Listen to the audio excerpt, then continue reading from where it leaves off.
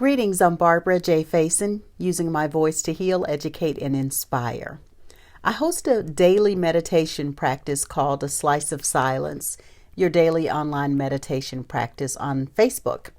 And every Monday we start with a card that we use to guide our week.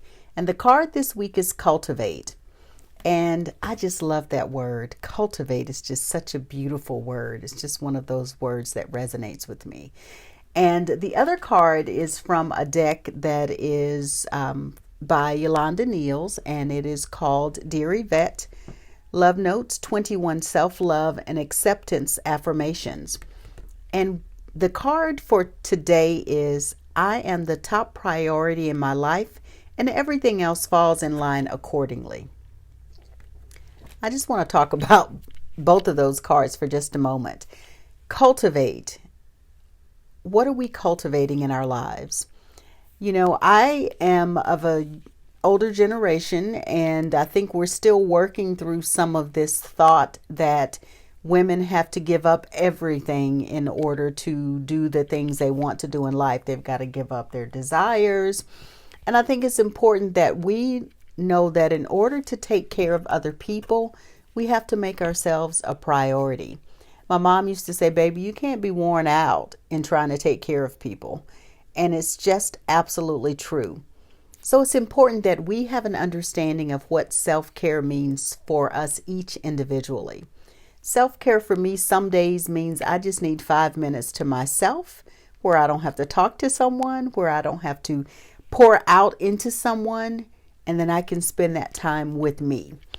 One of the things that I've learned in cultivating with my meditation practice and facilitating is how important it is for me to get that 10 to 15 minutes a day, whether I am just doing it for the group where I'm facilitating, or whether I'm just spending 10 minutes in my bed just flat on my back and not thinking about anything other than being present.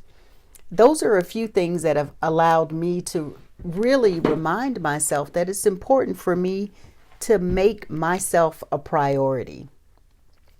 So I wanted to just share that with you because I think that it is very easy to get caught up with what other people think we need to do in order to have self-care. You know, probably a couple months ago, it was in fact our anniversary.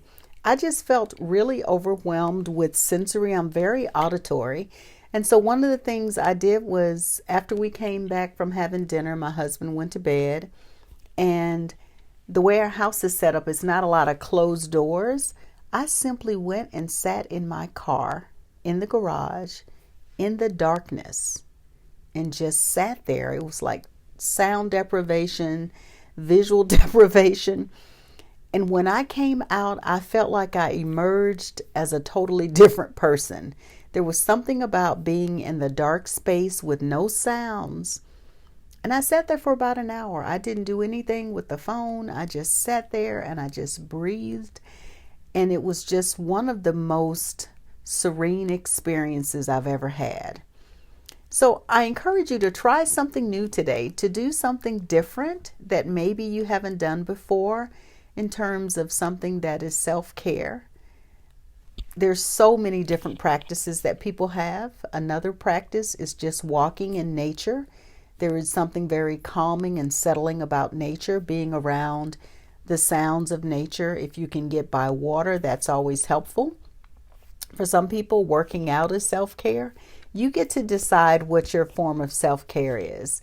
I just encourage you to remember that you are the top priority, that when you take care of yourself, everything else really does fall in line.